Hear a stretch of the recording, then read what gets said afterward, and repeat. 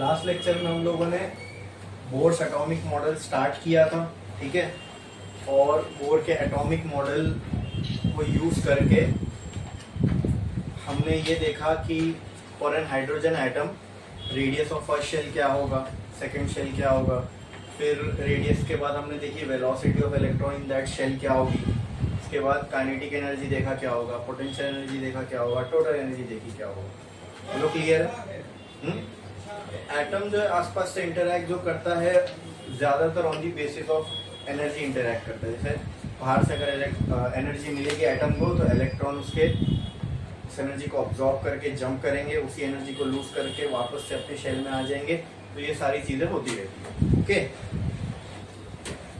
अब हमने जो by using Bohr's postulate energy का जो फॉर्मूला निकाला था वो क्या निकाला था, -13.6 इंटू एन स्क्वायर या Z square, n square bye,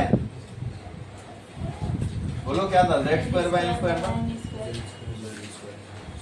Z square by N square. ये आ गया था हमें एनर्जी का मैथमेटिकल फॉर्मूला। इससे जो एनर्जी आएगी हमें किसमें आएगी, इलेक्ट्रॉन वोल्ट्स में आएगी। अब बात हम एटम की कर रहे हैं, वहां पे सब चीज सब एटॉमिक पार्टिकल के फॉर्म में है, ठीक है। राइट ऑन करो। तो हम लोग एनर्जी भी किसमें मेजर कर रहे हैं, इलेक्ट्रॉन वोल्ट्स में ही कर रहे हैं। बोलो क्लियर। अब फॉर एन हाइड्रोजन एटम अगर मुझे यही एनर्जी की वैल्यूज निकालना है, अगर यहाँ मैं एन की वैल्यू 1 रख दूं तो ये एनर्जी किसकी आ जाएगी, फर्स्ट शेल की। तो फर्स्ट शेल में जो इलेक्ट्रॉन होंगे क्या उनकी एनर्जी भी वही होगी जो फर्स्ट शेल की होगी। अगर मैं एन की जगह पे 2 रख दूं तो मुझे एनर्जी किसकी आ जाएगी, सेकेंड शेल की। क्या सेकेंड शेल में सेकेंड शेल के इलेक्ट्रॉन्स की वही एनर्जी होगी जो सेकेंड शेल की एनर्जी की होगी, जो सेकेंड शेल की होगी। बोलो। अगर मैं यहाँ पे n की जगह पे 1 2 3 4 पुट करता जाऊँ, इसका मतलब first second third fourth shell की मुझे एनर्जी मिलती जाएगी। और z की जगह पे जो भी मैं नंबर डालूंगा उससे एलिमेंट चेंज होते जाएंगे। तो हमें तो अभी सिर्फ किसके लिए देखना है, हाइड्रोजन के लिए। तो हाइड्रोजन के लिए z की वैल्यू क्या हो जाएगी, 1। क्या हो जाएगी, और n की वैल्यू भी 1 हो गया। इसका मतलब क्या, हाइड्रोजन के फर्स्ट शेल की एनर्जी निकाल रहा हूँ मैं। तो आप पुट करोगे तो कुछ नहीं, 1 1 कैंसिल हो गया, क्या बचेगा, -13.6 इलेक्ट्रॉन वोल्ट। तो अगर मैं कहूँ कि फॉर हाइड्रोजन एटम Z की वैल्यू हो जाएगी 1, एनर्जी ऑफ फर्स्ट शेल क्या हो जाएगी, बोलो, n इक्वल टू 1। यहाँ पे सेकेंड शेल के लिए n इक्वल टू, यहाँ पे थर्ड शेल के लिए n इक्वल टू, यहाँ पे फोर्थ शेल के लिए n इक्वल टू 4, और ये 5। तो ये फिफ्थ का एनर्जी, ये n इक्वल टू 6 और ये n इक्वल टू 7 के लिए। बोलो क्लियर है, समझ में आया, कोई डाउट है इसके अंदर? कुछ नहीं किया हमने इस फॉर्मूले में, बस हमने z की जगह पे 1 रखा तो हाइड्रोजन के लिए हो गया, और n की जगह पे जो भी शेल नंबर है वो, फर्स्ट शेल की एनर्जी निकालना है तो यहाँ 1 आएगा, सेकंड शेल की एनर्जी निकालना है तो यहाँ 2 आएगा। समझ में, यहाँ 2 लिख रहा हूँ तो ये एनर्जी किसकी हो गई, एनर्जी ऑफ सेकंड शेल। यहाँ अगर n की जगह 3 लिख रहा हूँ मतलब ये एनर्जी किसकी हो गई, थर्ड शेल की। क्लियर है इतना, ठीक है। तो इस तरीके से हमने जो है शेल्स की हम जो है एनर्जी, ऑर्बिट की एनर्जी निकाल सकते हैं। और जिनको बोर ने एनर्जी लेवल भी कहा, मतलब कोई एक शेल है तो उसकी एक एनर्जी फिक्स्ड होगी, और वो फिक्स्ड एनर्जी कितनी है, इतनी है। देखो दिख रहा है, फर्स्ट ऑर्बिट की एनर्जी ये है, सेकंड की है, थर्ड की है। अब इनमें जो इलेक्ट्रॉन्स होंगे उनके पास भी वही एनर्जी होगी जो उस शेल की है। फॉर एग्जाम्पल, अगर कोई इलेक्ट्रॉन हाइड्रोजन के थर्ड शेल में प्रेजेंट है तो उसके पास कितनी एनर्जी होगी, उस इलेक्ट्रॉन के पास -1.51 इलेक्ट्रॉन वोल्ट। क्लियर है। अब इसमें एक पैटर्न आपको समझ में आएगा। देखो, हाइड्रोजन का जो फर्स्ट शेल है उसकी एनर्जी कितनी आ रही है आपको, -13.6 इलेक्ट्रॉन वोल्ट। तो मैं इसको एक काम करता हूँ, यहाँ पे जरा बना के देखता हूँ, ठीक है। इस साइड पे मैंने ले लिया एनर्जी इन इलेक्ट्रॉन वोल्ट, ठीक है। और यहाँ पे मैं जो है शेल नंबर लिख रहा हूँ। क्या लिख रहा हूँ, शेल नंबर। लेट से ये फर्स्ट शेल है, यहाँ पे ले लेता हूँ मैं energy in electron, energy in electron volt, और यहाँ पे मैं ले लेता हूँ शेल नंबर, ठीक है। तो लेट से दिस इज शेल नंबर 1। इसकी जो एनर्जी है कितनी है बताओ, इसकी जो एनर्जी है कितनी है, E equal to -13.6 electron volt. ठीक है, अब जो सेकेंड वाला शेल है उसकी एनर्जी देखो कितनी है,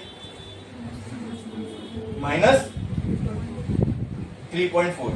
सेकेंड वाला शेल फर्स्ट वाले के ऊपर होगा, इसको मैं यहाँ ऊपर बनाऊं, ये वाली लाइन क्या इंडिकेट कर रही है, फर्स्ट शेल, तो सेकेंड वाले शेल की लाइन कहाँ आएगी, इसके ऊपर,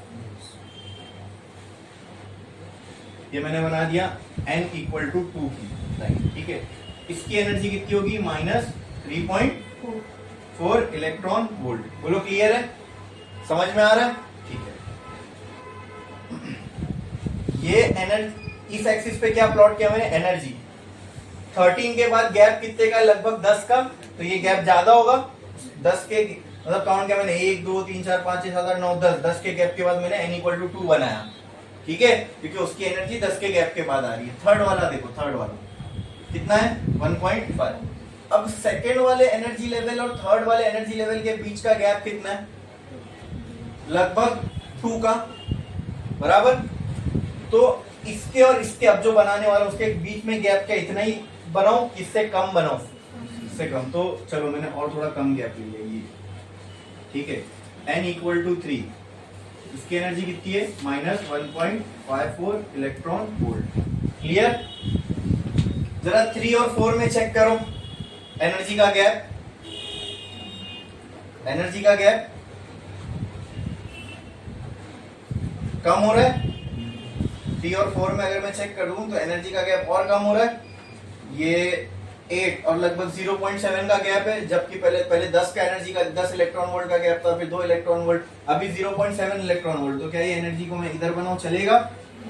n इक्वल टू 4 और यहाँ इसका एनर्जी लेवल कितना है, 0.85 इलेक्ट्रॉन वोल्ट। क्लियर? तो क्या लगता है आपको, इससे एक पैटर्न आपको समझ में आ रहा है कि जैसे जैसे हम शेल में ऊपर जाते जाएंगे, दो शेल के बीच का एनर्जी गैप क्या होता जाएगा, कम। क्या ये जो गैप दिख रहा है आपको, क्या ये एनर्जी का ही गैप है दो शेल के बीच में? हाँ, क्या इसको एनर्जी गैप ही बोलेंगे? ये फर्स्ट शेल की एनर्जी, ये सेकंड शेल की एनर्जी, और ये इन दोनों के बीच का क्या है, एनर्जी गैप। यानी इतने एनर्जी के गैप के बाद सेकंड शेल आएगा, इतने एनर्जी के गैप के बाद थर्ड शेल आएगा, इतने एनर्जी के गैप के बाद फोर्थ आएगा। क्या मैं इसको एनर्जी गैप बोल सकता हूं? बोलो क्लियर है? हाँ, तो ये भी बोर ने फिक्स कर दिया। इसका मतलब क्या, हाइड्रोजन के फर्स्ट और सेकेंड के बीच में जो एनर्जी का गैप होगा वो लगभग कितने का होगा, 13 में से 3 गैप बचा, कितना, 3, और 13 में से 3 गैप बचा कितना, 10, और 10.6 माइनस 4, तो मतलब 10.2 इलेक्ट्रॉन वोल्ट का गैप आ रहा है इधर पे। कितने का, 10.2 इलेक्ट्रॉन वोल्ट का गैप दिख रहा है हमें। अरे बोलो क्लियर है? या फिर मैं इसको बोल सकता हूँ -10.02। अच्छा, अब वही मैंने आपको याद है बोला था कि इलेक्ट्रॉन के पास -10 वोल्ट एनर्जी है, 10 जूल एनर्जी है। फोटोन अगर आया 20 जूल एनर्जी लेके और इलेक्ट्रॉन से टकराया, तो पहले इलेक्ट्रॉन क्या करेगा, ये माइनस में जो एनर्जी है ये क्या कर लेगा, अगर 20 जूल उसके पास है तो उसमें से 10 ले लेगा। अब 10 ले लिया तो इसका जो उधार है वो चुकता हो गया, बराबर। अब बाकी की जो 10 रहेगी वो 10 पाके क्या करेगा, इलेक्ट्रॉन जंप करेगा। क्या करेगा, समझ में आया? क्लियर है? बोलो। अब जैसे जैसे हम लोग ऊपर जाएंगे, क्या आपको लगता है एनर्जी का गैप और कम होता जाएगा? ये हो गया n⁵ का गैप, हाँ, और कम होता जाएगा n⁵ का गैप। अरे बोलो क्लियर है? यानी क्या ऐसा मैं बोल सकता हूं, और जैसे जैसे मैं ऊपर जा रहा हूं, ध्यान दो, जैसे जैसे मैं ऊपर जा रहा हूं, एनर्जी का दो लेवल के बीच में एनर्जी का गैप क्या होता जा रहा है, कम होता जा रहा है, और एनर्जी 0 को अप्रोच कर रही है। चेक करो, 5 में क्या है, n=5 में एनर्जी क्या आई, 0.35 इलेक्ट्रॉन वोल्ट। n=6 में एनर्जी क्या आ रही है, 0.27 इलेक्ट्रॉन वोल्ट। तो सॉरी, 5 में क्या आ रही है, 54 इलेक्ट्रॉन वोल्ट, फिर उसके बाद 37, फिर उसके बाद 27। ठीक है, मतलब एनर्जी जो है जैसे जैसे मैं ऊपर जाऊंगा 0 को अप्रोच कर रही है, अरे बोलो, जीरो को अप्रोच कर रही है, जीरो की तरफ जा रही है, और इनके बीच का जो एनर्जी का गैप है वो भी कम होता जा रहा है। बट जो एनर्जी का गैप है वो, और पहले तो 10 का था, फिर 3.4 का, फिर 1.5 का, फिर एनर्जी का गैप इन दोनों के बीच में क्या होता जा रहा है, कम कम कम कम कम होता जा रहा है। यानी E इक्वल टू 0 कब आएगी बताओ? पहले 10 था, फिर एनर्जी गैप 3 हुआ, फिर 2 हुआ, फिर उसका भी आधा, उसका भी आधा, उसका भी आधा, तो ऐसा करते जाओगे तो 0 पहुंचने में कितना टाइम लगेगा? जैसे मान लो मैं आपको एग्जांपल देता हूँ, आपको कोई चीज आधा आधा करते हुए 0 तक पहुंचना है, तो आपने सब शुरुआत की ना, वहां फटाफट कम होने लगे। मान लो मैंने आपको 100 रुपया दिया, बोले इसको आधा करते जाओ और 0 तक पहुंचना है आपको, ठीक है? तो आपने 100 का आधा किया, 50 पे पहुंचे, 50 का आधा किया 25 का आधा किया 12.5, फिर उसका आधा किया 6.25, फिर उसका आधा किया 3 पॉइंट समथिंग, फिर उसका आधा किया। लेकिन अब मैं बोलूं आपको 0 तक पहुंचना है, तो कितना टाइम लगेगा 0 पे पहुंचने के लिए आधा करते करते? हाँ, ऐसे कितने स्टेप लगेंगे? इनफाइनाइट, क्योंकि आप जितना आधा करते जाओगे आपको नंबर पॉइंट के बाद मिलते ही जाएंगे, मिलते ही जाएंगे, मिलते ही जाएंगे। आपको समझ में आ रहा है? यानी हर स्टेप के साथ आपका जो गैप है वो कम तो हो रहा है, 0 की तरफ भी अप्रोच हो रहा है, लेकिन 0 एग्जैक्ट नहीं हो रहा है। समझ में आया? अगर फिर मैं आपसे पूछूं कि मान लो मैं आपको बोलूं, अच्छा मुझे बताओ कि 0 पहुंचने में कितने स्टेप्स लगेंगे, तो इनफाइनाइट। तो क्या मैं बोल सकता हूं यहां पे कहीं पे at n equal to infinity पे जो एनर्जी होगी वो 0 होगी। हाँ, अरे क्लियर है? समझ में आया? तो किसी भी शेल की एनर्जी, कोई ऐसा शेल जिसकी एनर्जी 0 हो, वो कहां मिलेगा आपको? इनफाइनाइट पे। तो ऐसा हम लोग क्यों बोल पाए? क्योंकि हमने एक पैटर्न ऑब्जर्व किया कि पहले वाले शेल की एनर्जी इतनी है, जैसे हम सेकंड पे गए इन दोनों के बीच का एनर्जी का गैप जो था वो ज्यादा था, फिर जैसे सेकंड से थर्ड पे गए तो सेकंड और थर्ड के बीच में जो एनर्जी का गैप है वो पहले और दूसरे से कम था, थर्ड और फोर्थ के बीच का एनर्जी का गैप इन दोनों से भी कम था। तो जैसे जैसे ऊपर जाएंगे एनर्जी का गैप क्या होता जा रहा है? कम। तो एनर्जी कम होते होते किसको अप्रोच कर रही है? 0 को, बराबर। और इन दोनों के बीच में एनर्जी का गैप हर स्टेप के साथ कम होता जा रहा है। तो अगर मैं आपसे पूछूं कि मुझे बताओ एनर्जी 0 कहां पे होगी, तो कहां पे होगी? इंफिनिटी पे। बोलो क्लियर है? ये चीज समझ में आया? पक्का? पक्का? ठीक है। कोई डाउट है इसमें किसी को? ये एनर्जी लेवल, इसको बोलते हैं energy level diagram for hydrogen atom. अब मान लो कोई इलेक्ट्रॉन हाइड्रोजन के ये वाले शेल में, मान लो यहाँ पे कोई एक इलेक्ट्रॉन है हाइड्रोजन के इस वाले शेल में, ठीक है? आपने इसको 10 जूल बाहर से एनर्जी दी। कितनी दी? 10 जूल बाहर से एनर्जी दी। इसको इस शेल को छोड़ने के लिए सिर्फ कितनी एनर्जी चाहिए? देखो, जितनी वो नेगेटिव में किसी से उधार लेके बैठा है उतनी चाहिए, उतनी है एनर्जी। उसी एनर्जी को बोलते हैं एनर्जी का अब्सॉर्ब होना। बोलो क्लियर है? उतनी एनर्जी इलेक्ट्रॉन अब्सॉर्ब करेगा, और जो बची वो एनर्जी लेके अब इसके बाद और एक्स्ट्रा कितनी बची? 7। इस इलेक्ट्रॉन के पास अब कितनी? 7 इलेक्ट्रॉन वोल्ट एनर्जी एक्स्ट्रा है। अगर इसके पास 7 इलेक्ट्रॉन वोल्ट एनर्जी एक्स्ट्रा है तो अब ये इसको बिलोंग करेगा क्या, ये स्टेट को? नहीं। Electron have same energy as that of the shell in which they are. ठीक है? बोलो क्लियर? अब इसके पास 7 इलेक्ट्रॉन वोल्ट एक्स्ट्रा में बच गई, तो ये 7 इलेक्ट्रॉन वोल्ट को बिलोंग नहीं करता। ठीक है? अरे बोलो क्लियर है? हाँ, ये जंप करेगा। अब जहां पर भी एनर्जी गैप 7 का हो, मैं एग्जांपल दे रहा हूं, हाँ, जहां पे भी इसका एनर्जी गैप 7 के इक्विवेलेंट जो एनर्जी बचेगी, ये पॉजिटिव में 7 है। याद रखो, ये सब ऊपर नेगेटिव चल रहा है, ये पॉजिटिव में 7 है। अब 7 के हिसाब की जितनी भी एनर्जी रहेगी वो लेके वो जहां पे उसको भी चाहे वहां पे ये जंप कर जाएगा। बोलो क्लियर है? समझ में आ रहा है? पक्का? पक्का? ठीक है। तो ये जो भी हमने बनाया इसको कहते क्या है? इसका नाम क्या है? Energy level diagram for hydrogen atom. अलग अलग एनर्जी के लेवल दिख रहा है आपको इसमें, और ये कौन सा एटम के लिए? हाइड्रोजन एटम के लिए। बोलो क्लियर है? अब आपने देखा होगा जो टोटल एनर्जी आपको आई, याद है टोटल एनर्जी आपको आई थी? टोटल एनर्जी का फॉर्मूला क्या आया था? Minus of something, minus of क्या आया था? माइनस ऑफ माइनस नहीं, उसका टर्म बताओ ना क्या आया था?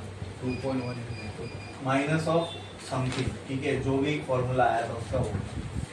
आप मेरे को ये बताओ, आपको फॉर्मूला देख के क्या समझ में आ रहा है टोटल एनर्जी का? हमने तो जो स्टेप्स था उन्हीं को प्रॉपर फॉलो किया, और टोटल एनर्जी हमें क्या आ रही है? नेगेटिव। क्या आ रही है? नेगेटिव। यानी किसी भी शेल में जो इलेक्ट्रॉन होगा उनके पास जो टोटल एनर्जी होगी वो क्या है?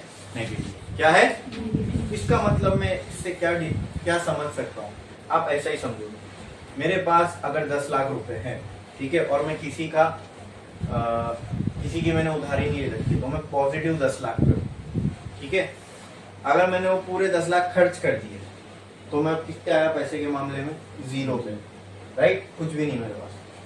लेकिन अब मैंने क्या किया, 10 लाख जो है किसी से उधार लिया, तो मेरे पास अब भी 10 लाख तो है, लेकिन वो मुझे किसी को देना है, ठीक है, किसी से लिया हुआ है, ऐसा देना छोड़ दो, ये समझ लो वो मैंने किसी से लिया हुआ है, तो मैं अब किस में हूं? मैं नेगेटिव 10 लाख में हूं, समझ में आया? लेकिन 10 लाख तो मेरे पास अब भी है, ये केस में भी मेरे पास 10 लाख तो है, लेकिन कैसे है वो 10 लाख? नेगेटिव। क्यों? क्योंकि वो मैंने किसी से लिया हुआ है। तो यही समझो, अगर इलेक्ट्रॉन की जो एनर्जी है शेल के अंदर वो नेगेटिव आ रही है, इसका मतलब क्या? वो एनर्जी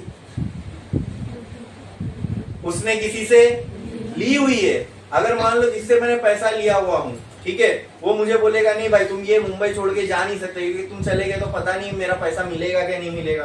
तो अगर मुझे ये शहर छोड़ के जाना है तो पहले मेरे को क्या करना पड़ेगा? पहले उसका वो जो पैसा है वो उसको रिटर्न करना पड़ेगा, तभी मैं यहाँ से जा सकता हूँ, ठीक है।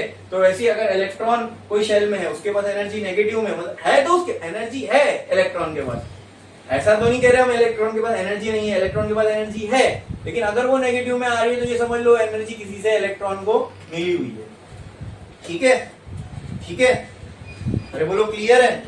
और ये जो इलेक्ट्रॉन के पास एनर्जी होती है वो न्यूक्लियस से मिलती है उसको, ठीक है, ये समझ लो उसने न्यूक्लियस से उधार लेके रखा है, इसीलिए तो बाउंडेड है, इसीलिए तो उसके ही चक्कर लगा रहा है, उसका गुलाम बन गया, उसी के चक्कर लगा रहा है।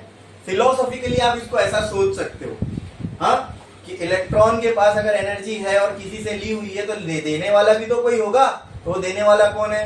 हाँ, अब जो देने वाला है उसने इसको अपने हुजूरी में लगा दिया, तो इलेक्ट्रॉन किससे एनर्जी लेके बैठा है? न्यूक्लियस से।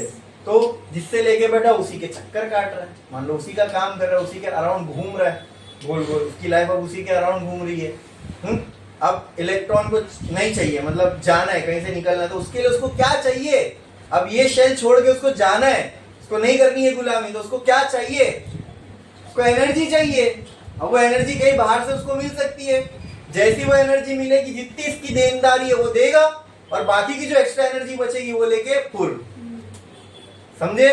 तो इसी को एकदम फिलोसॉफिकली, एकदम लॉजिक से हम इस तरीके से समझ सकते हैं, इलेक्ट्रॉन जो निकलता है शेल से बाहर जाता है, क्यों जाता है, समझ में आ रहा है? क्लियर है? और हमें पूरे टर्म से समझ में आ रहा है ना कि इसके टोटल एनर्जी इलेक्ट्रॉन की हमें नेगेटिव मिल रही है, नेगेटिव मिल रही है मतलब वो एनर्जी ये इलेक्ट्रॉन ने किसी से लिया है, तो देने वाला भी कोई होगा, तो देने वाला कौन है? न्यूक्लियस, समझे? कहां से आ रही है इसके पास? इन दोनों के बीच में इलेक्ट्रोस्टैटिक पोटेंशियल होगा, इलेक्ट्रोस्टैटिक फोर्स होगा, बराबर। हाँ, उसमें ज्यादा कंट्रीब्यूशन किसका होगा? इलेक्ट्रॉन का कि न्यूक्लियस का? न्यूक्लियस हैवी है, डेंस है, उसके पास ज्यादा चार्ज है, ज्यादा एनर्जी है, सब कुछ उसके पास ज्यादा है, नेचर ने उसको दी हुई है, तो उसमें से कुछ उधार इसने लेके रखा था, अब उसने जैसे उधार लेके रखा तो इसी के अराउंड अब उसको चक्कर लगाना पड़ रहा है, अब उसको इससे आजाद होना है तो क्या करना पड़ेगा? एनर्जी चाहिए। वो एनर्जी कहीं से अगर हम उसको हीट के फॉर्म में या किसी भी और फॉर्म में जब इलेक्ट्रॉन को हम एनर्जी देते हैं, ठीक है, तो वह इलेक्ट्रॉन एनर्जी लेके निकल जाता है, समझ में आया? मान लो इलेक्ट्रॉन ने एनर्जी लिया, अब आपने उसको इस गैप के बराबर एनर्जी दी, इस गैप के बराबर एनर्जी दे दी अपने इलेक्ट्रॉन, ठीक है, तो जितनी इसको देना उत्तर देगा, उत्तर लेके वापस ऊपर चला जाएगा। अब एक बार इलेक्ट्रॉन ऊपर चला गया, ठीक है, लेकिन फिर इलेक्ट्रॉन की आदत बुरी है, ऊपर गया, सब जो भी अपनी एनर्जी थी उसकी वाट लगा दी इसने, सब खर्चा कर दिया। अब कैसे खर्चा किया? इसने देखा चलो अरे मैं ये शेल पे गया, चलो यहाँ पे आके देखता हूँ, यहाँ पे आया, जैसे यहाँ आएगा तो उसको पहले और कुछ एनर्जी लूज करनी पड़ेगी। जैसे इंसान होता है ना, पैसा मिल गया फिर पागल हो गया, फिर उसने सारे पैसे उड़ा दी, तो फिर क्या कहाँ जाना पड़ेगा? फिर उसी के पास एनर्जी जहाँ से शुरू किया था, तो उसी तरह इलेक्ट्रॉन जब वापस अपने घर पे आता है तो क्या करके आता है, जितनी एनर्जी थी उसके बाद वो उड़ा के आएगा, उड़ा के in the form of loose करा, ठीक है, लूज कर लिया उसने, तो वो जो एनर्जी उसने उड़ाया लूज की, that will be in the form of radiation. और रेडिएशन का सिर्फ एक नेचर तो होता नहीं है, रेडिएशन का डुअल नेचर होता है, तो हम ये मानते हैं। और दूसरा वाला नेचर रेडिएशन का कौन सा, इन द फॉर्म ऑफ फोटोन। तो इलेक्ट्रॉन अगर कोई हायर शेल से वापस अपने ग्राउंड स्टेट पे आएगा या वापस जहां था वहां पे आएगा तो क्या करके आएगा, सारी की सारी एनर्जी लूज करके आएगा, तभी तो आएगा ना, वरना किसको गुलामी पसंद है। तो उसके सारे के सारी जब उसकी एनर्जी लूज हो जाएगी, यानी ये समझ लो ये बाय नेचर जब ग्राउंड स्टेट में इसको आना है तो क्या कैसे आना पड़ेगा, एनर्जी को लूज करके। बोलो क्लियर है? हाँ, तो एनर्जी इसने लूज किया, वापस अपने ग्राउंड स्टेट में जो एनर्जी लूज करेगा वो that will be in the form of radiation, EMF के फॉर्म में होगी, या फिर मैं बोल सकता हूँ वो फोटोन के फॉर्म में एनर्जी को रिलीज करेगा। अब जब ये फोटोन के फॉर्म में एनर्जी को रिलीज करेगा तो क्या उस फोटोन का डुअल नेचर है, वेव भी और पार्टिकल भी। तो अगर वेव नेचर से मैं पकड़ के चलूँ तो क्या उस फोटोन की कुछ वेवलेंथ होगी, अगर ईएम वेव रिलीज करेगा इलेक्ट्रॉन तो उसकी कुछ वेवलेंथ होगी, अगर कुछ वेवलेंथ होगी तो उस वेवलेंथ के करस्पॉन्डिंग उसके पास कुछ एनर्जी भी होगी। हाँ, और अगर वेवलेंथ होगी तो उस वेवलेंथ के हिसाब से वो कोई एक कैटेगरी में फॉल करेगा। अगर उसकी वेवलेंथ कम है तो एक्सरे हो सकता है, अगर उससे ज्यादा है तो गामा रेज हो सकती है, नहीं कम है तो गामा रेज, उससे ज्यादा है तो एक्सरे, उससे ज्यादा है तो अल्ट्रावायलेट, या उससे भी ज्यादा है अगर इलेक्ट्रॉन ने मान लो 4000 से 8000 एंगस्ट्रॉम के बीच में अगर वेवलेंथ रिलीज किया, ठीक है, तो हमको वो विजिबल लाइट के फॉर्म में दिखेगी। ये सब जो अभी लाइट आपको दिख रही है इसमें अंदर यही हो रहा है, हम इलेक्ट्रिकल फॉर्म में इसको, इनके एटम जो भी अंदर मटेरियल है ना उनको एनर्जी दे रहे। अब वो एनर्जी पा के जब इलेक्ट्रॉन रिटर्न अपने शेल में आ रहा है तो वो जो एनर्जी गैप है, एनर्जी गैप इतना है कि एनर्जी गैप जो जैसे इलेक्ट्रॉन जहां भी जाके वापस रिटर्न आएगा तो वो जो एनर्जी गैप है, एनर्जी गैप के बराबर वो एनर्जी रिलीज करेगा। जो भी एनर्जी रिलीज करेगा उसकी कुछ वेवलेंथ होगी और वो वेवलेंथ हमारी विजिबल लाइट में फॉल करती है, इसलिए हमको ये लाइट दिख रही है। यही है बल्ब वगैरह के वर्किंग का क्या बोलते हैं, एटॉमिक लेवल पे इनका वर्किंग, समझे? अरे बोलो क्लियर है? अगर इलेक्ट्रॉन इधर है, ठीक है, इसको ये यहाँ से यहाँ जंप करेगा, अगर मान लो बाहर से इसको एनर्जी यहाँ से इसने जंप किया, या कहीं भी जंप कर सकता है, इसमें कोई वो नहीं है, इसको बॉन्डेज नहीं है। मान लो कोई एनर्जी मिले, इलेक्ट्रॉन यहाँ से यहाँ जंप किया, जब इलेक्ट्रॉन यहाँ रिटर्न आएगा तो रिटर्न आते वक्त ये कितनी एनर्जी रिलीज करेगा, बोलो मुझे? जितना एनर्जी गैप है उतनी एनर्जी ये रिलीज करेगा। जब ये ऊपर जाएगा तो इसके पास पॉजिटिव में एनर्जी होगी, वही एनर्जी ये रिलीज कर देगा, वापस ये उतनी नेगेटिव में आ गया। तो जब ये इलेक्ट्रॉन हायर से लोअर शेल में जाएगा, अगर मैं बोलूं कि कोई इलेक्ट्रॉन हाइड्रोजन के सेकंड से फर्स्ट शेल में आया तो आप बोल सकते हो कि सर उसने 10.2 इलेक्ट्रॉन वोल्ट रिलीज किया। कितना रिलीज किया? 10.2। तो आप देखो यहाँ पे कि फर्स्ट और सेकंड के बीच में अगर इलेक्ट्रॉन ट्रेवल करेगा तो क्या वो 9 इलेक्ट्रॉन वोल्ट रिलीज कर सकता है? कर सकता है? नहीं कर सकता, क्योंकि अगर 9 इलेक्ट्रॉन वोल्ट जितनी उसके बाद एनर्जी है तो वो जंप ही नहीं करेगा। क्यों नहीं करेगा? इलेक्ट्रॉन सिर्फ और सिर्फ वहीं पाए जाएंगे जहां L की वैल्यू NH/2 पाई है। तो N की वैल्यू NH/2 पाई कहां होगी? 2NH/2 पाई इधर होगी, 3NH/2 पाई इधर होगी, 4NH/2 पाई इधर होगी। तो इलेक्ट्रॉन अकॉर्डिंग टू वो तुमको कहां मिल सकते हैं? इन्हीं शेल्स में मिल सकते हैं। इन्हीं शेल्स में मिलने के लिए इलेक्ट्रॉन के पास उतनी एनर्जी होनी चाहिए जितनी एनर्जी लेवल्स के पास है। इलेक्ट्रॉन बीच में कहीं पे भी नहीं पाए जा सकते। अरे बोलो क्लियर है? इलेक्ट्रॉन या तो इधर मिलेगा या इधर या इधर या इधर, इन्हीं शेल्स में मिलेगा। इनके बीच में जो इलेक्ट्रॉन कहीं नहीं मिल सकता। मतलब अगर इलेक्ट्रॉन यहाँ पे है, उसको यहाँ आने के लिए कितनी चाहिए? 10.2 इलेक्ट्रॉन वोल्ट। तो आपने यही एनर्जी का यहां से फोटोन निकलेगा, बराबर। अगर मैं आपको बोलूं हाइड्रोजन के एटम में इलेक्ट्रॉन सेकंड से फर्स्ट शेल में गया और उसने 9 इलेक्ट्रॉन वोल्ट का फोटोन रिलीज किया, तो ये बात ट्रू हो सकती है क्या? नहीं हो सकती, क्योंकि अगर वो 9 इलेक्ट्रॉन वोल्ट का रिलीज करेगा तो यहां कहीं पहुंचेगा। यहां पहुंचने के लिए तो उसको 10 इलेक्ट्रॉन वोल्ट रिलीज करना पड़ेगा ना। अरे बोलो क्लियर है? यहां कहीं पहुंचेगा। यहां इलेक्ट्रॉन एग्जिस्ट कर सकता है क्या? अकॉर्डिंग टू बोर नहीं एग्जिस्ट कर सकता। इलेक्ट्रॉन या तो इधर या तो इधर या तो इधर, इन्हीं शेल्स में एग्जिस्ट कर सकता है। क्लियर है? इसमें किसी को कोई डाउट है? अरे बोलो समझ में आया? छापो इसको, जो आपने टोटल एनर्जी का फॉर्मूला। और ये भी समझ में है ना, इलेक्ट्रॉन के पास जो टोटल एनर्जी वो कैसे कैसी उसके पास नेगेटिव। नेगेटिव तो हम इसको ऐसा फिलोसॉफिकली समझ सकते हैं कि ये किसी से इसने लेके रखा है, और वो जिसने इसको दिया है वो कौन है, न्यूक्लियस। तो उसी के अराउंड इलेक्ट्रॉन क्या कर रहा है, चक्कर काट रहा है। उससे आजाद होना है तो इलेक्ट्रॉन को क्या चाहिए, एनर्जी।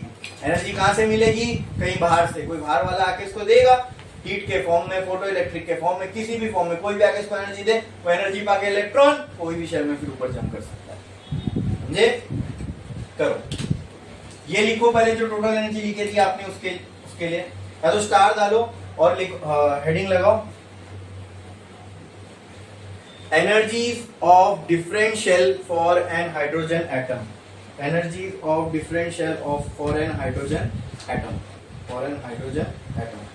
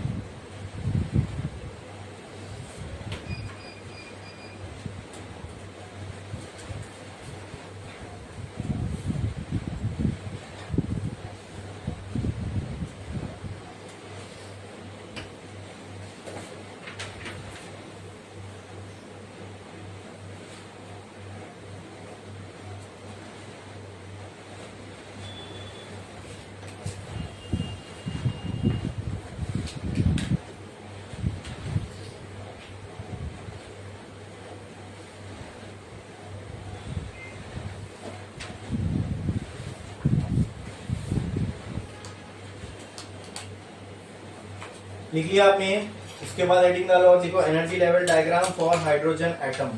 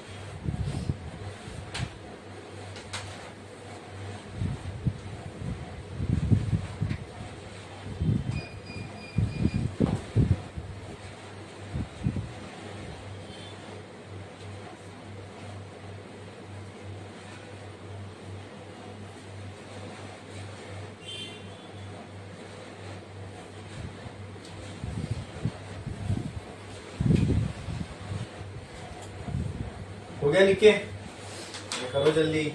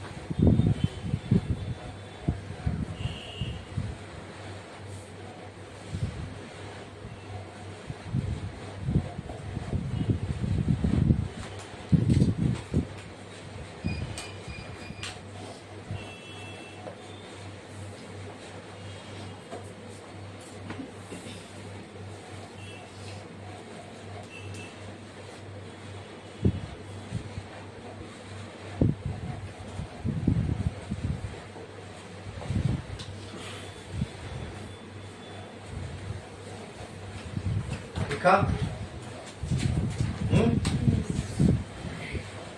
ठीक है, अब एक लाइन छोड़ो, स्टार डालो और हेडिंग लगाओ,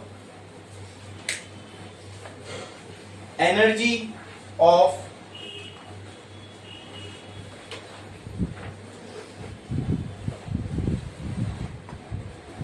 फोटॉन और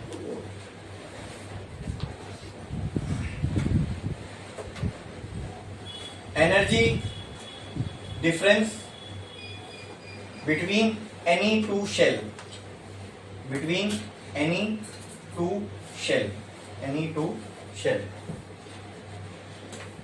of hydrogen atom, of hydrogen atom. अच्छा, आप लोग अभी ये पूरा सिनेरियो देखो और मुझे बताओ कि अगर मेरे को इलेक्ट्रॉन को यहां से यहां पे भेजना है तो इसको कितनी एनर्जी देनी पड़ेगी? जो भी एनर्जी हो 10.2 से ज्यादा ही होनी चाहिए। बोलो इतना क्लियर है? ये समझ में आया? ठीक है। ये एनर्जी मैं कैसे दे सकता हूँ इलेक्ट्रॉन को? कोई भी फॉर्म में, हीट के फॉर्म में, करंट के फॉर्म में, फोटोन के फॉर्म में, या मैं इस पर लाइट फेंक के मारूँ, फोटोन मारूँ तो फोटोन से ये एनर्जी लेके फिर ऊपर जा सकता है। बोलो क्लियर है? समझ में आ रहा है कि नहीं आ रहा है? बोलो। अब मान लो इलेक्ट्रॉन को हमने एनर्जी दी और वो एनर्जी लेके इलेक्ट्रॉन कहीं पे भी गया, कोई भी स्टेट पे ऊपर चला गया, बराबर। अब जब इलेक्ट्रॉन अपनी ग्राउंड स्टेट को छोड़ के कहीं भी जाता है तो वहां पे वो स्टेबल नहीं रहता, अनस्टेबल होता है। उसको स्टेबल रहने के लिए वापस कहाँ आना पड़ेगा? जहां पे वो था। और वापस वहां आने के लिए उसको क्या करना पड़ेगा? एनर्जी लूज करना पड़ेगा। क्या करना पड़ेगा? Energy lose. वो एनर्जी जो लूज करेगा electron will be in the form of radiation, यानी फोटॉन्स। तो उनकी उस रेडिएशन की भी कुछ एनर्जी होगी। क्या वो एनर्जी? अब मैं आपसे पूछता हूँ, ये आप एकदम ध्यान से लॉजिक से समझ के बताना। अकॉर्डिंग टू बोर इलेक्ट्रॉन कहीं पे भी एग्जिस्ट नहीं कर सकता, ये हमने देखा। इलेक्ट्रॉन सिर्फ कुछ स्पेसिफिक जगहों पर एग्जिस्ट कर सकता है। उन स्पेसिफिक जगहों को उसने क्या कहा? शेल। ठीक है। और शेल को उस शेल को बोर ने नाम दिया के, एल, एम, एन। के मतलब फर्स्ट शेल, एल मतलब सेकंड शेल। क्लियर है? और इन सब शेल्स की अपनी अपनी एक एनर्जी होगी, क्योंकि इन सब की पोजीशन अलग अलग है ना न्यूक्लियस से।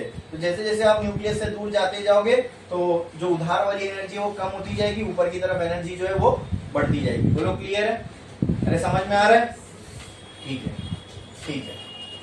अब इलेक्ट्रॉन यहाँ एग्जिस्ट कर सकता है, यहाँ एग्जिस्ट कर सकता है, यहाँ एग्जिस्ट कर सकता है, बीच में कहीं एग्जिस्ट कर सकता है? नहीं। क्या दो एनर्जी लेवल के बीच का गैप हमेशा यही होगा? अरे बोलो, हाइड्रोजन के एटम के लिए क्या दो एनर्जी लेवल का गैप हमेशा यही होगा? क्योंकि बोर ने तो इनको फिक्स कर दिया ना कि पहला शेल इधर ही रहेगा, सेकंड इधर ही रहेगा, थर्ड इधर ही रहेगा। तो क्या इनकी एनर्जी फिक्स हो गई? तो क्या इनके एनर्जी का गैप भी फिक्स हो गया? तो अगर इलेक्ट्रॉन सेकंड से फर्स्ट में आएगा तो क्या हमेशा इतनी एनर्जी रिलीज करेगा? तो मतलब रिलीज होने वाली एनर्जी जो डिपेंड करती है वो किस पे करती है? इस एनर्जी गैप पे करती है। क्या ये एनर्जी गैप फिक्स्ड है? तो क्या वो रिलीज होने वाली एनर्जी भी फिक्स्ड होगी? तो अगर मैं आपको बोलूं, देखो पहले हम ये चीज नहीं बोल सकते थे, अभी अगर मैं आपको बोलूं कि हाइड्रोजन के एटम से इलेक्ट्रॉन सेकंड से फर्स्ट में आया, तो बताओ कौन से एनर्जी का फोटोन निकला होगा? बताओ, जो फोटोन निकला होगा उसकी एनर्जी कितनी होगी बताओ? माइनस अब लगाने की क्या जरूरत है, वो तो ऊपर गया, जब नीचे आएगा तो पॉजिटिव में ही एनर्जी देगा ना बाहर। 10.2 इलेक्ट्रॉन वोल्ट का फोटोन निकला होगा, ये किसकी एनर्जी होगी? Energy of photon. क्या एनर्जी ऑफ फोटोन का हमारे पास ये फॉर्मूला है hc/लैम्डा। यहां मैं एनर्जी पुट करूं, h कांस्टेंट c कांस्टेंट, क्या मुझे लैम्डा मिल जाएगा? इसी एनर्जी वाली लाइट का, इसी एनर्जी वाली रेडिएशन का लैम्डा मिल जाएगा, ठीक है। या फिर मैं इसको h न्यू भी बोल सकता हूं। h भी मुझे मालूम है कि यहां से मुझे न्यू मिल सकता है इस एनर्जी के लिए। क्या इस फॉर्मूले से मुझे लैम्डा मिल सकता है इस एनर्जी के लिए?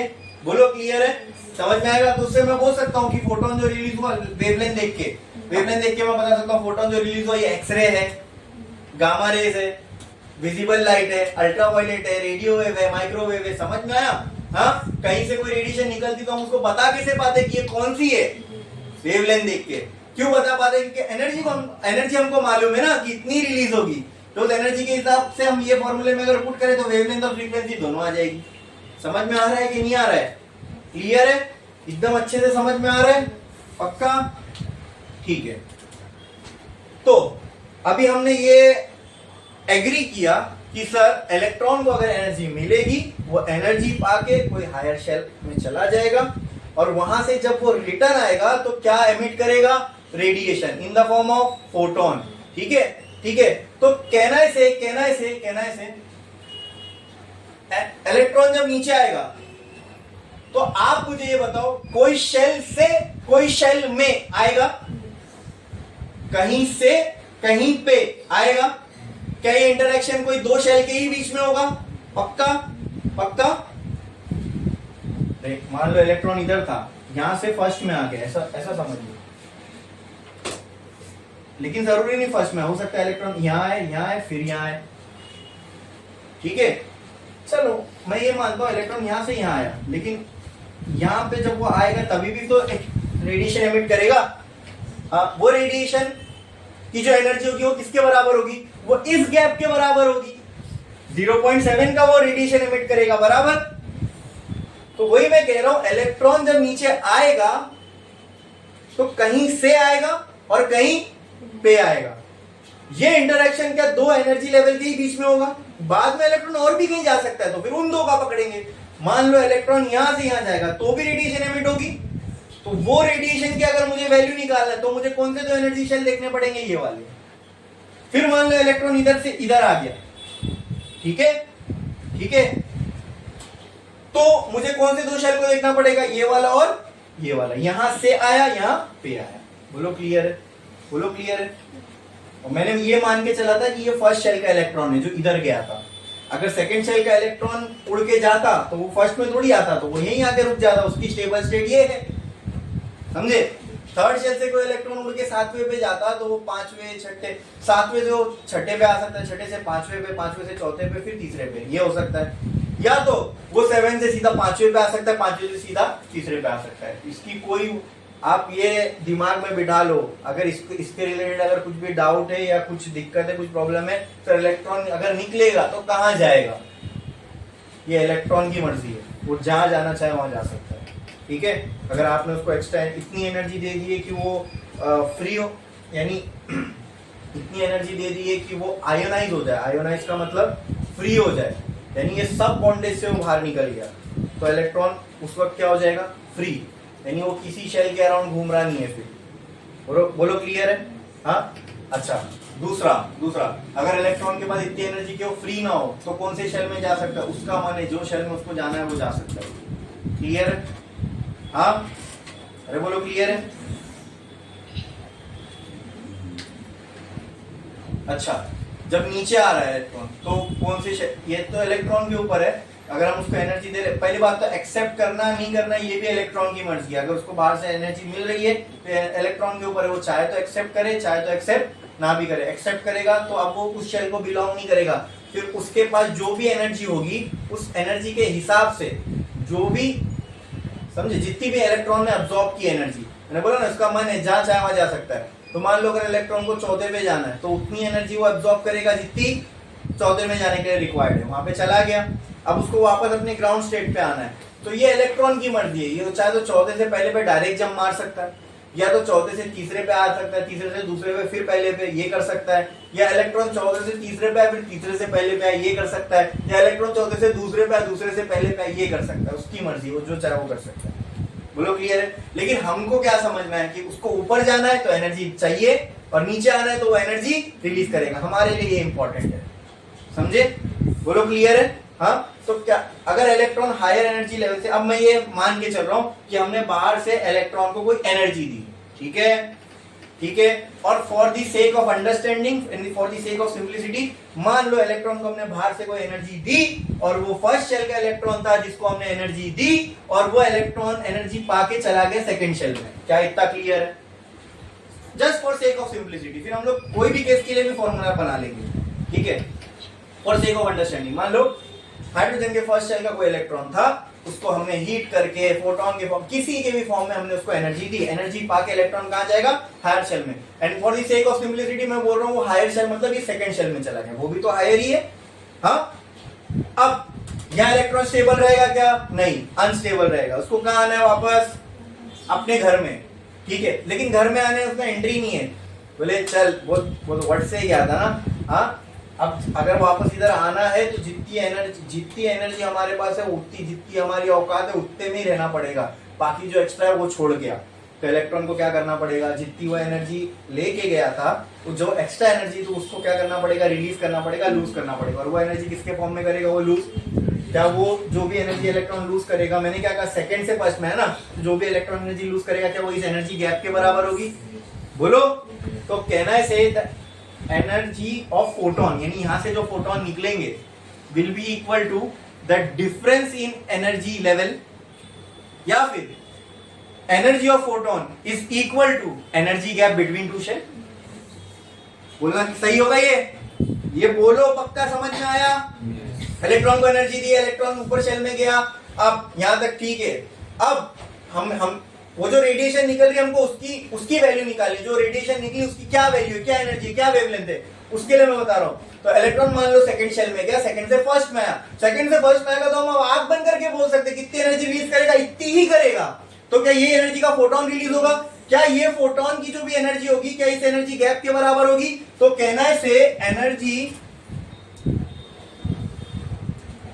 एनर्जी ऑफ फोटोन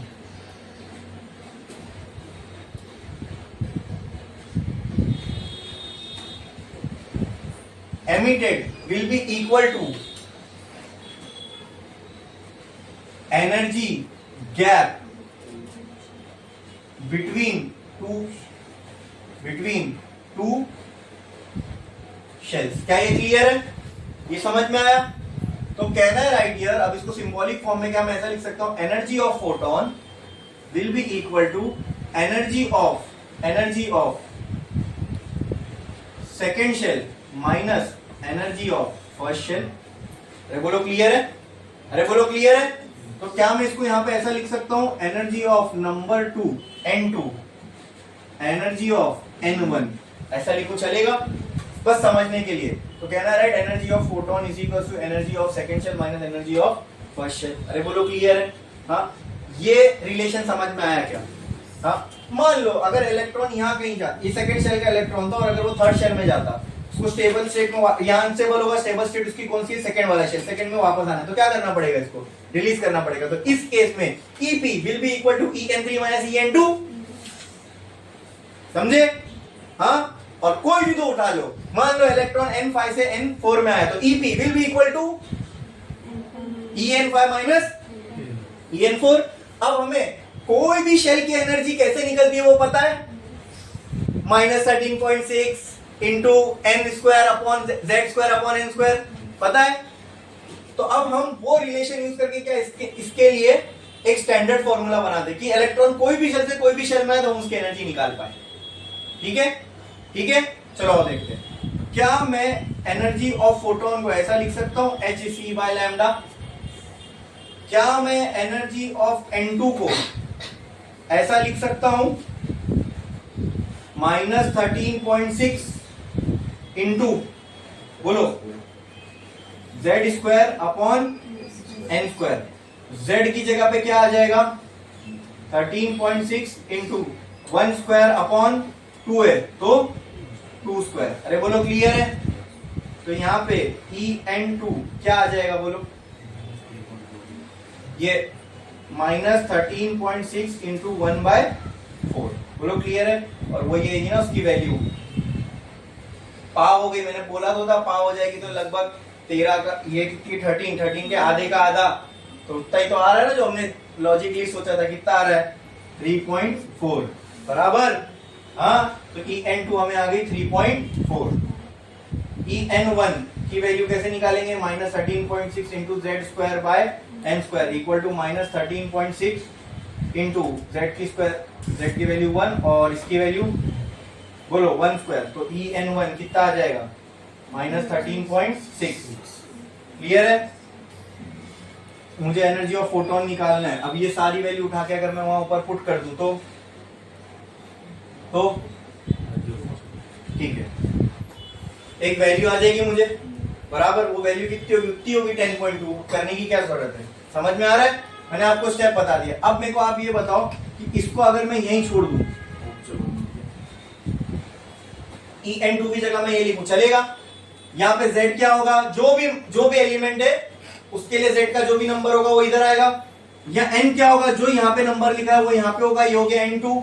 मुझे आप बताओ कि एनर्जी ऑफ शेल नंबर 1 अगर निकालना है तो वो कितनी होगी -13.6 इंटू जेड स्क्वायर, यानी ये एलिमेंट के लिए Z की जगह जो भी होगा ये उस एलिमेंट की ये एनर्जी होगी बराबर। और उस एलिमेंट के जिस शेल की एनर्जी निकालना है वो इधर होगा, यहाँ पे हम शेल नंबर 1 की निकाले तो यहाँ क्या आ जाएगा N1 का स्क्वायर। बोलो क्लियर है? अरे बोलो क्लियर है? यहाँ पे EP क्या है बोलो, चलिए हम बाद में लिखेंगे EP क्या है। अब EP का मैं डायरेक्ट फॉर्मूला लिख रहा हूं, EP will be equal to, EP की जगह पे मैं क्या लिख सकता हूं बताओ, HC/लैम्डा। बोलो क्लियर है? Will be equal to -13.6 into Z square upon N1 का स्क्वायर, सॉरी N2 का स्क्वायर। सही है? सही है? ये मैंने EN2 की जगह लिख दिया, माइनस यहाँ पे क्या लिख सकता हूँ -13.6 into Z square upon N2 का स्क्वायर। क्लियर है इतना? कोई डाउट है इसमें? N1 का स्क्वायर क्लियर है? अब और आगे बढ़ते हैं इसके अंदर।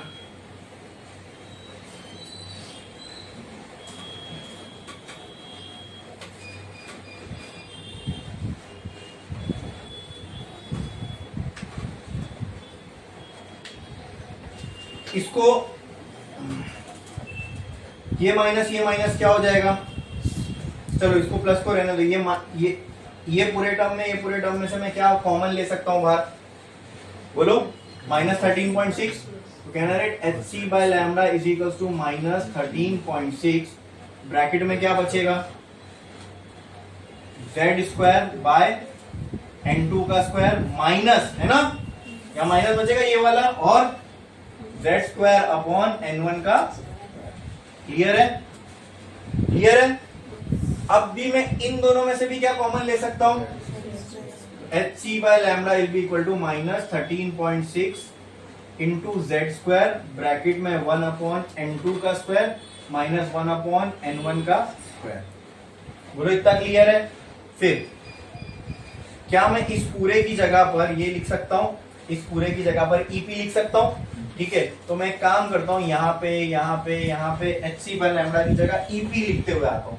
बाद में अपन इसको EP, ये क्या है एनर्जी ऑफ फोटोन, ये हो गई एनर्जी ऑफ फोटोन। अरे बोलो क्लियर है? यहां से क्या हम एनर्जी ऑफ फोटोन निकाल सकते हैं? यानी अब आप मेरे को बताओ इस फॉर्मूले के अंदर N2 क्या होगा, मतलब ये N2 की जगह पे क्या आएगा सेकेंड शेल, मतलब क्या आएगा 2, यहां पे क्या होगा 1। अरे बोलो क्लियर है? बट ये तो सारे अननोन के टर्म्स में रखे हम लोगों ने। अगर यहाँ पे मैं N3 रखता N5 रखता तो कुछ फर्क पड़ता है इस फॉर्मूले में? हाँ, तब भी फॉर्मूला तो यही आता, खाली यहाँ क्या आ जाता अगर मान लो इलेक्ट्रॉन 7 से 4 में आया तो यहाँ क्या आता, और यहाँ आप समझ रहे हो ये फॉर्मूला कैसा बन गया, स्टैंडर्डाइज, क्या बन गया। बस अब हमें ये समझना है, हमने एग्जाम्पल के लिए इसको N2 मतलब सेकेंड शेल माने थे, और एग्जाम्पल के लिए समझने के लिए N1 मतलब ये माना था कि इलेक्ट्रॉन सेकेंड से फर्स्ट शेल में आ रहा है, ठीक है। आप लोग याद रखने के लिए ये लिख लो N2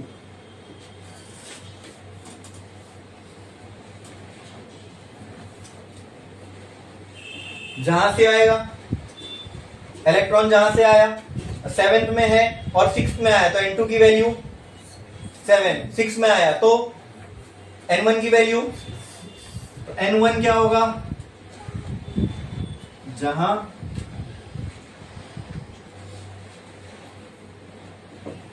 क्लियर है, समझ में आया। अब कोई भी इलेक्ट्रॉन का ट्रांजिशन कहीं से कहीं पे भी हो, आप उसके लिए जो फोटोन की एनर्जी है वो रिलीज करेगा वो आप निकाल सकते हो। फॉर एग्जांपल कोई भी दो एनर्जी लेवल उठा लो, मान लो इलेक्ट्रॉन 7 शेल में गया और वहां से 3rd में आया, तो ये करने के लिए इलेक्ट्रॉन को फोटोन रिलीज करना पड़ेगा, रेडिएशन रिलीज करना पड़ेगा, it will emit some photon, उस फोटोन के पास कुछ एनर्जी होगी और उसी एनर्जी के हिसाब से उस फोटोन की कुछ वेवलेंथ होगी, अरे बोलो उस एमिशन की कुछ वेवलेंथ होगी, ठीक है।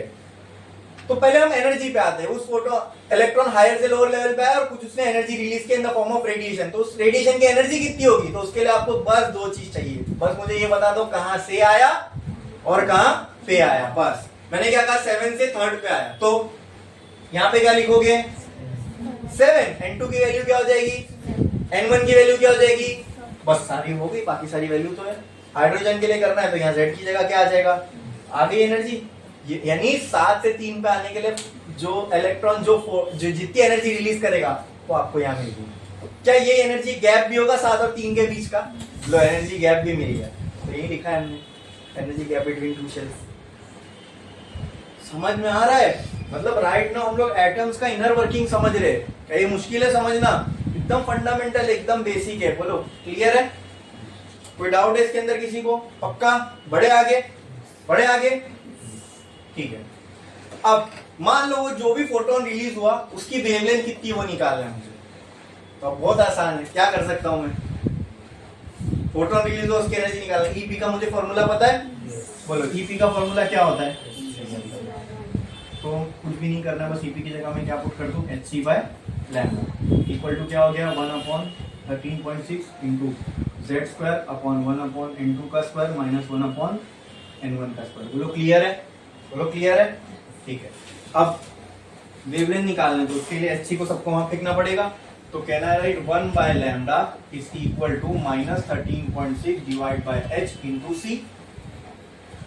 इंटू z² 1/n2 का स्क्वायर माइनस 1/n1 का स्क्वायर। बोलो ये क्लियर है, समझ में आया। क्या 13.6 एक कांस्टेंट है, क्या h एक कांस्टेंट है, क्या c एक कांस्टेंट है, तो जहां हम इतने सारे कांस्टेंट दिखते हैं हम सॉल्व करके एक ही बार रख देते हैं, ठीक है। तो इनको सॉल्व करके रख दिया गया और इन सब की जगह, अच्छा क्या मैं बोल सकता हूँ ये कांस्टेंट तो इन तीनों की जगह एक नया कांस्टेंट डाल दूं, चलेगा।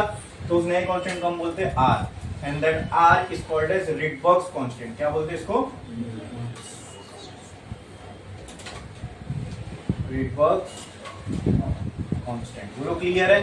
तो कहना है right r/z² is by n1/n2 का स्क्वायर माइनस 1/n1 का स्क्वायर। बोलो क्लियर है। इसको सॉल्व करोगे तो क्या आपको ये भी पता चल जाएगा। अब ये फॉर्मूले को कुछ नहीं किया हमने, यही फॉर्मूला मेन है। अगर आपको ये नहीं चाहिए कि कितने एनर्जी का फोटोन रिलीज किया, बजाय आपको ये चाहिए कितनी वेवलेंथ का फोटोन रिलीज किया, तो अब ये फॉर्मूला यूज करो। तो अगर मैं आपसे बोलूं इलेक्ट्रॉन जो है 10th शेल से 7th शेल में आ गया, मुझे ये मत बताओ कि एनर्जी कितनी रिलीज किया, मुझे ये बताओ जो भी उसने रेडिएशन रिलीज किया उसकी वेवलेंथ कितनी है। क्या करना है उस फॉर्मूले में, n2 की वैल्यू पुट करो, n1 की वैल्यू पुट करो, वो r एक कांस्टेंट है उसकी भी वैल्यू मैं अभी आपको बता दूंगा। hc जब वो फॉर्मूले में पुट करोगे तो एक वैल्यू आएगी ना, वो r की वैल्यू आएगी, मैं अभी आपको लिखा के दे दूंगा। वो सब जब वहां पुट करोगे आप तो डायरेक्ट वेवलेंथ मिलेगी आपको कि नहीं मिलेगी, खाली वेवलेंथ तो अननोन बचेगा। z की भी वैल्यू हमारे लिए नोन होगी, जो भी एलिमेंट के लिए हम देखना चाहते हैं उस एलिमेंट का z हम वहां पुट कर देंगे, समझा। तो उससे हमको डायरेक्ट क्या मिल जाएगी, वेवलेंथ मिल जाएगी, समझे। या फिर मुझे फ्रीक्वेंसी निकालनी है तो इसकी जगह 1/λ की जगह डायरेक्ट क्या कर दूंगा मैं, कुछ करने की जरूरत नहीं, 1 बाय लैम्डा की जगह फ्रीक्वेंसी डाल दिया minus are Z square 1 upon n2 का स्क्वायर माइनस 1 अपॉन n1 का स्क्वायर। अब आपसे किसी ने बोला कि नहीं भाई मुझे एनर्जी भी मत पता, मुझे वेवलेंथ भी मत पता, मुझे ये पता कितनी फ्रीक्वेंसी का फोटोन रिलीज किया इलेक्ट्रॉन ने जब वो हायर से लोअर शेल पे आया, तो आप ये लिख सकते हो डायरेक्ट। बोलो क्लियर है, समझ में आया? कोई भी डाउट है इसके अंदर किसी को भी? हाँ, ये क्या थी, ये एनर्जी गैप का फॉर्मूला आप बोल सकते हो, या फिर आप इसको ये भी बोल सकते हो कि अगर इलेक्ट्रॉन कोई शेल से कोई शेल में आएगा तो जो एनर्जी रिलीज करेगा ये उसका फॉर्मूला है। ठीक है, ये वाला, ये मैंने, ठीक है। इसमें अगर आपको फ्रीक्वेंसी निकालना है तो इसकी जगह h न्यू पुट कर दो, h को वहां फेंको। अगर इससे आपको अगर वेवलेंथ निकालना है तो इसकी जगह hc बाय लैम्डा पुट करो, hc को वहां फेंक दो, लैम्डा के टर्म्स में आ जाएगा फॉर्मूला। बोलो क्लियर है? हमारी बुक्स में ये फॉर्मूला है, ठीक है, जिसमें हम r को क्या कहते हैं, रिडबर्ग्स कांस्टेंट। बोलो क्लियर, समझ में आया? पक्का? तो हमने हेडिंग भी लगाई एनर्जी ऑफ फोटोन, और लेकिन वो एनर्जी क्या है, कौन से फोटोन की है? The photon which is emitted, the photon which is emitted. मतलब जब इलेक्ट्रॉन शेल में ट्रांजिशन करेगा हायर से लोअर में, तो वो क्या एमिट करेगा? Radiation. That radiation might be in the form of photon और वेव। ठीक है, ठीक है। रेडिएशन जो इसके डुअल नेचर है ना, तो फोटोन के फॉर्म में भी हो सकता है और वेव के फॉर्म में भी। हम तो डुअल नेचर कंसीडर करके चल रहे हैं। मान लो फोटोन निकला, तो फोटोन भी निकलेगा तो उसके पास वेवलेंथ होनी है, क्योंकि उसके पास डुअल नेचर है। तो उस फोटोन की वेवलेंथ क्या होगी, उससे वो फॉर्मूले से निकाल सकता हूं। समझ में आया? छापो।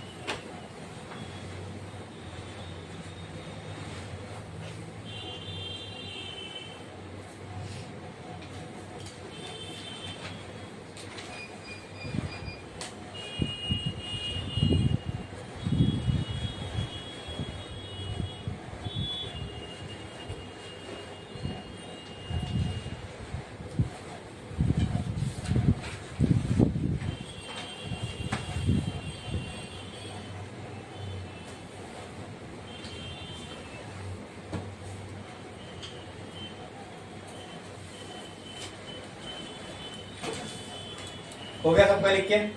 अच्छा, ये जो भी आपने किया इससे आपको एक चीज समझ में आई कि ये करके बोर ने एनर्जी का गैप फिक्स कर दिया। अब आप ये फॉर्मूला उठाओ या ये फॉर्मूला उठाओ, इसको कोई भी एलिमेंट के लिए लगाओ। मान लो लिथियम के लिए मैंने लगाया तो यहाँ Z की क्या वैल्यू हो जाएगी 3, ठीक है। और उस लिथियम के कोई भी शेल में अगर इलेक्ट्रॉन आया तो उसने कितनी एनर्जी का फोटोन रिलीज किया वो निकालना है। तो क्या इस फॉर्मूले से आ जाएगा? हाँ कि ना? बोलो, नहीं आएगा? क्यों? हाँ, रियलिटी में जब निकाले तो वैल्यूज तो आएगी इससे, लेकिन वो वैल्यू रियल वैल्यू को मैच नहीं कर रही, उसमें डिविएशन बहुत ज्यादा था। लेकिन फॉर्मूला तो उसको पता नहीं था, लेकिन ऐसा तो उसने फॉर्मूला निकाला था ना, जिससे कि कोई भी पीरियोडिक टेबल के कोई भी एलिमेंट के कोई भी दो एनर्जी शेल के बीच का एनर्जी गैप हम लोग निकाल सकते हैं, ठीक है। ये फॉर्मूला तो यही कहता है। अरे बोलो क्लियर है? बट रियलिटी में सिर्फ किसके लिए ट्रू बैठा? हाइड्रोजन एटम के लिए। बाकी एलिमेंट्स के लिए इसकी ये काम नहीं कर पा रहा था। बोलो क्लियर? अरे बोलो, ठीक है। तो क्या इलेक्ट्रॉन कोई शेल से कोई शेल में आएगा तो क्या एक fixed amount of energy he release करेगा? हाँ, क्या वो सारी एनर्जी रिलीज कर सकता है? जैसे मान लो इलेक्ट्रॉन सेकंड में और फर्स्ट में आया, तो सेकंड में उसके पास एनर्जी कितनी है? 3 पॉइंट समथिंग। फर्स्ट में कितनी थी? 10 पॉइंट समथिंग। हाँ सॉरी 13 पॉइंट समथिंग। तो इलेक्ट्रॉन अगर सेकंड से फर्स्ट में आएगा तो क्या 9 इलेक्ट्रॉन वोल्ट रिलीज कर सकता है? 1 2 3 4 इलेक्ट्रॉन वोल्ट रिलीज कर सकता है? नहीं। कितनी करेगा? 10 ही करेगा बस। इलेक्ट्रॉन शेल चेंज करेगा या तो हायर वाले जहां भी जाएगा उतना एनर्जी गैप। तो इसका मतलब इलेक्ट्रॉन ये जो एनर्जी है 1 2 3 4 ये सारी एनर्जी रिलीज नहीं कर सकता डाउनवर्ड आते टाइम। क्लियर है? क्लियर है। तो 1 के करस्पॉन्डिंग जो वेवलेंथ बनेगी क्या वो कभी भी दिखेगी? नहीं। 2 के करस्पॉन्डिंग जो वेवलेंथ बनेगी क्या वो दिखेगी? नहीं। 9 के करस्पॉन्डिंग जो वेवलेंथ बनेगी क्या वो दिखेगी? नहीं। 10.2 के करस्पॉन्डिंग जो वेवलेंथ बनेगी क्या वो दिखेगी? यस, क्योंकि वो एनर्जी इलेक्ट्रॉन रिलीज कर सकता है, बाकी एनर्जी रिलीज नहीं कर सकता। तो उस एनर्जी की जो रेडिएशन होगी वो गायब होगी। तो मतलब अगर इलेक्ट्रॉन मान लो सेकंड से फर्स्ट में आ रहा है और फोटोन को अगर मैं देखूं तो एक फिक्स एनर्जी का होगा। अब एक एलिमेंट में एक एटम तो है ही नहीं, बराबर करोड़ों एटम है, करोड़ों एटम में करोड़ों इलेक्ट्रॉन है। तो पहले का मान लो फर्स्ट से सेकंड में गया, किसी और का फर्स्ट से थर्ड में गया, किसी और का फर्स्ट से सिक्स में गया, और ये तीनों में भी फिर अनगिनत पॉसिबिलिटी है। जो 6 में गया वो 4th से फर्स्ट में आया, 6 में गया कोई और का 6 में गया होगा वो 6 से 5, 5 से 4, 4 से 3, 3 से 2, 3 से 1 ऐसा आया। तो क्या ये सब केस में हर केस में अलग अलग वेवलेंथ की रेडिएशन एमिट होगी? अरे बोलो, होगी कि नहीं होगी? लेकिन कुछ वेवलेंथ उनमें से मिसिंग रहेगी। वो वेवलेंथ कौन सी मिसिंग रहेगी? जिसपे जो एनर्जी लेवल पे कभी इलेक्ट्रॉन जा ही नहीं सकता, वो वाली। आ रही है बात समझ में? पक्का? पक्का? ठीक है। तो जो रेडिएशन इलेक्ट्रॉन एमिट करेगा, जो रेडिएशन इलेक्ट्रॉन एमिट करेगा, ठीक है, वो रेडिएशन को अगर मैं स्क्रीन पे देखूं, रेडिएशन एमिट किया और जो भी एलिमेंट मान लो किसी मटेरियल के एटम को हम एनर्जी दे रहे हैं और वो एनर्जी पाके इलेक्ट्रॉन हायर शेल में जाएगा, हायर शेल से लोअर शेल में आएगा, ये हम जानते हैं। और लोअर शेल में आने पे वो क्या एमिट करेगा? रेडिएशन। एंड लेट्स से हमें ये पता है कि ये कैलकुलेशन से हमने कोई एक ऐसा एलिमेंट सेलेक्ट किया जिसकी हमें पता है इलेक्ट्रॉन जो रेडिएशन एमिट करेगा वो विजिबल रेंज में आएगी। ये कैलकुलेशन से हम पता लगा सकते हैं ना वेवलेंथ कौन सी निकलने वाली है। तो हमने कोई ऐसा मटेरियल सेलेक्ट किया कि जिसकी एनर्जी जो है वो विजिबल रेंज में है, इसमें विजिबल रेंज में, और उस मटेरियल के पास हमने एक स्क्रीन रख दी। क्या रख दी? स्क्रीन। स्क्रीन में क्या दिखेगा? जो रेडिएशन इलेक्ट्रॉन एमिट करेगा। बराबर? बराबर कि नहीं? तो जो रेडिएशन इलेक्ट्रॉन एमिट कर रहा है उनमें क्या सारी वेवलेंथ होगी विजिबल लाइट की? बोलो बोलो। अगर हमने इलेक्ट्रॉन को एनर्जी दी और फिर वो वापस नीचे आ रहा है, ठीक है, सारी वेवलेंथ होने के लिए विजिबल लाइट मान लो VI V G Y O R, ये सारी विजिबल लाइट के कलर्स है, ठीक है।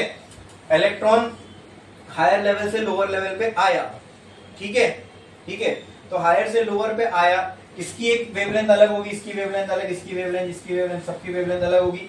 जैसे हम ऊपर से नीचे की तरफ आते हैं वेवलेंथ जो है वो बढ़ती है, है ना, और एनर्जी जो है वो कम होती है, राइट? क्लियर है? हाँ, तो इलेक्ट्रॉन जब हायर से लोअर लेवल पे आएगा, मान लो इसकी 4000 एंगस्ट्रॉम और यहाँ पे मैं बोल देता हूँ 8000 एंगस्ट्रॉम, ठीक है?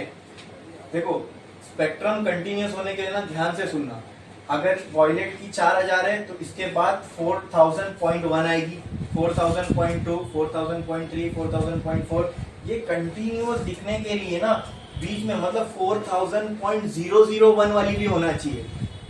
ये सारे कलर कंटिन्यूस दिखे, इसके लिए 4000.1, 4000.2, 4000.3, 4000। लेकिन आप मुझे बताओ, ये सारे कंटिन्यूस, ये स्पेक्ट्रम इस तरीके से तभी दिखेगा कंटिन्यूस जब सारी वेवलेंथ मौजूद होगी, राइट? क्या इलेक्ट्रॉन, कोई भी मटेरियल का इलेक्ट्रॉन जब हायर से लोअर लेवल पे आएगा वो सारी वेवलेंथ एमिट कर सकता है? नहीं, ठीक है? वो वही वेवलेंथ एमिट कर सकता है जो एनर्जी गैप उसको अलाउ करे, राइट? तो क्या इलेक्ट्रॉन जब हायर से लोअर लेवल में आएगा वो सारी वेवलेंथ एमिट कर पाएगा? नहीं। तो अगर वो सारी वेवलेंथ एमिट नहीं कर पाएगा तो क्या इनके बीच में कुछ गैप दिखेंगे हमको जहां पे कोई लाइट नहीं होगी, ठीक है? अच्छा, ये जो स्क्रीन पे बना पैटर्न, मान लो ये लाइट गायब है, ये लाइट गायब है, तो ये पैटर्न हमें स्क्रीन पे बनता हुआ दिख रहा है। क्या ये कंटिन्यूअस पैटर्न है? नहीं। ये कैसा पैटर्न है? डिस्क्रीट। ये पैटर्न क्यों बना या कैसे बना? नहीं, ये पैटर्न कैसे बना? ये कलर यहाँ पे लाइट के आपको दिख क्यों रहे? इलेक्ट्रॉन ने फोटोन एमिट किया इस वजह से, हाँ? और ये जो स्पेक्ट्रम यहाँ पे बन रहा है, क्या ये कंटिन्यूअस है? नहीं।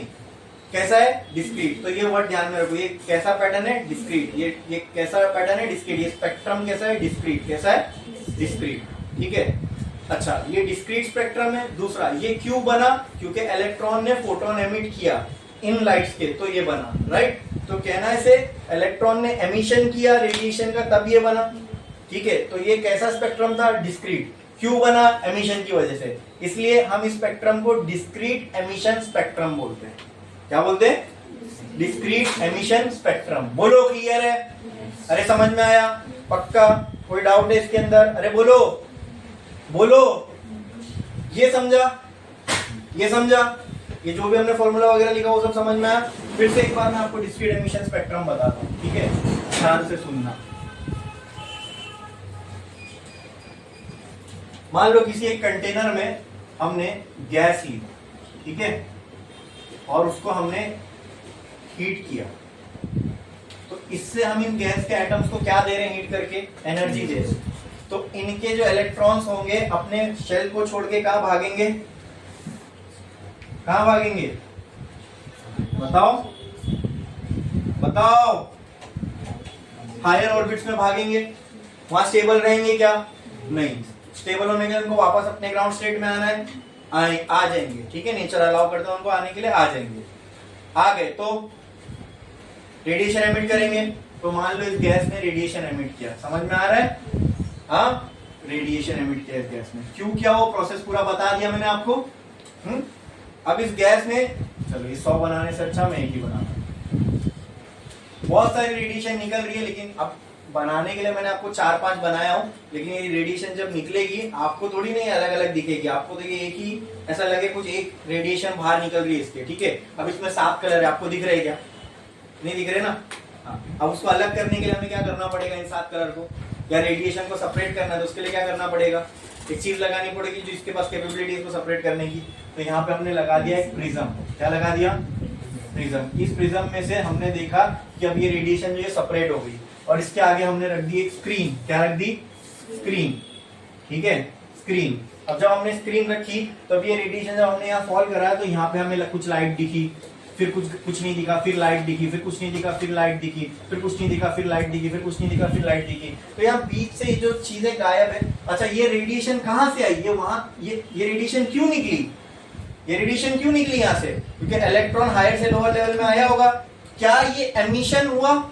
इलेक्ट्रॉन की वजह से क्या ये रेडिएशन का एमिशन हुआ? बराबर। और इस एमिशन को जब हमने सेपरेट किया प्रिज्म के थ्रू तो यहाँ पे एक स्पेक्ट्रम मिला जिसको मैं एमिशन स्पेक्ट्रम बोल सकता हूँ। और ये एमिशन स्पेक्ट्रम कैसा था? कंटिन्यूअस की डिस्क्रीट? इसलिए इसको बोलते हैं डिस्क्रीट एमिशन स्पेक्ट्रम। क्या बोलते हैं? डिस्क्रीट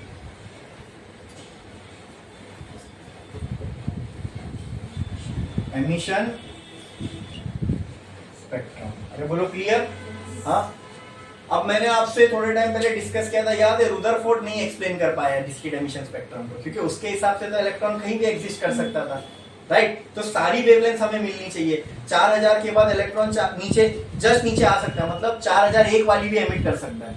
लेकिन हमने देखा अगर इलेक्ट्रॉन सेकंड में और सीधा फर्स्ट में, मतलब 4000 से वो सीधा कहाँ पे आएगा, कौन सी एनर्जी पे आएगा? जैसे मान लो यहाँ पे उसके पास वेवलेंथ 4000 थी, फिर एनर्जी यहाँ पे क्या हो गई? कम हो गई। एनर्जी कम होना मतलब वेवलेंथ का बढ़ना, ठीक है? तो 4000 एंगस्ट्रॉम के बाद सीधा हमको 4001 वाली नहीं मिलेगी, हो सकता है 3800 मिले।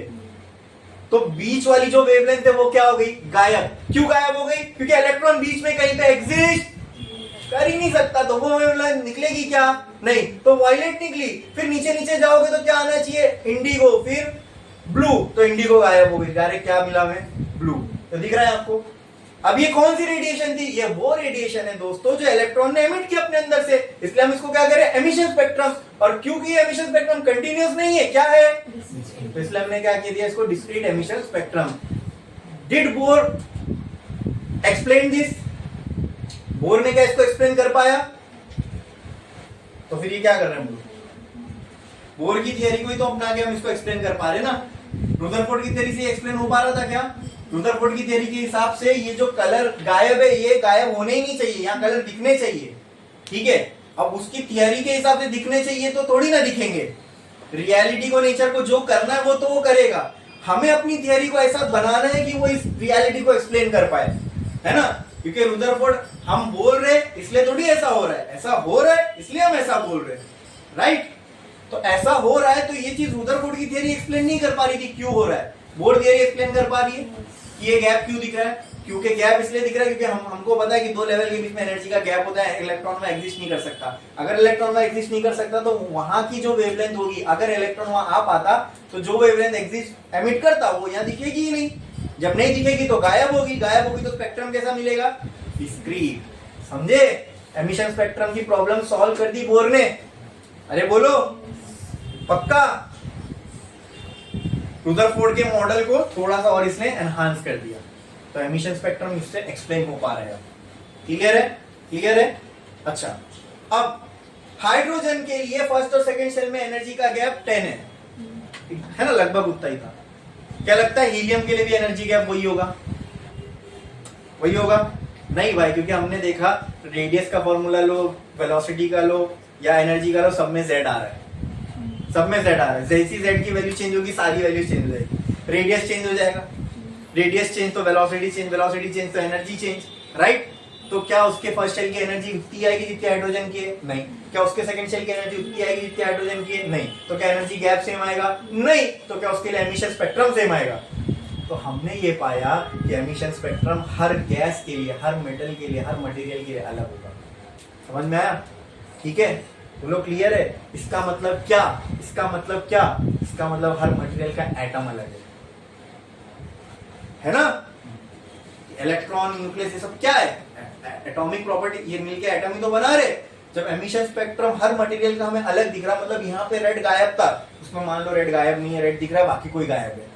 कोई और एलिमेंट लिया हमने, जो यहाँ गायब था वहां दिख रहा है, और जो यहाँ दिख रहा था वहां गायब है, मतलब उसका एमिशन स्पेक्ट्रम इसके एमिशन स्पेक्ट्रम से अलग है। तो इस एमिशन स्पेक्ट्रम से हमें क्या पता चला? क्या पता चला? सिंपल। क्या?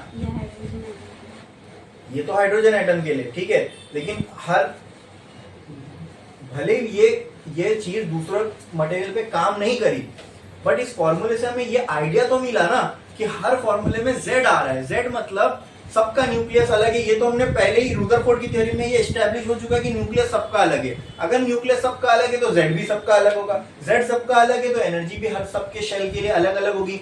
हाइड्रोजन के फर्स्ट शेल के लिए जो एनर्जी है वो हीलियम के फर्स्ट शेल की नहीं होगी, है ना? लिथियम के फर्स्ट शेल की एनर्जी हीलियम के फर्स्ट शेल की एनर्जी नहीं होगी, बराबर?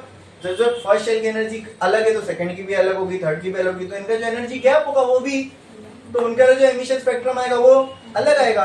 जो वेवलेंथ हो सकता है हाइड्रोजन में ना निकल रही हो वो हीलियम में निकल रही होगी, में भी निकल रही होगी, है क्या नहीं? तो एमिशन स्पेक्ट्रम अलग है। तो एमिशन स्पेक्ट्रम देख के हम क्या कंक्लूड कर पाए कि सबके एटम अलग अलग है, न्यूक्लियस तो अलग था, ये तो हमने एग्री किया। अब कंफर्म हम बोल सकते हैं कि सबके एटम मतलब सबका एटॉमिक स्ट्रक्चर अलग अलग है। अरे भाई एटॉमिक स्ट्रक्चर आप सबका अलग ही बनाते हो ना।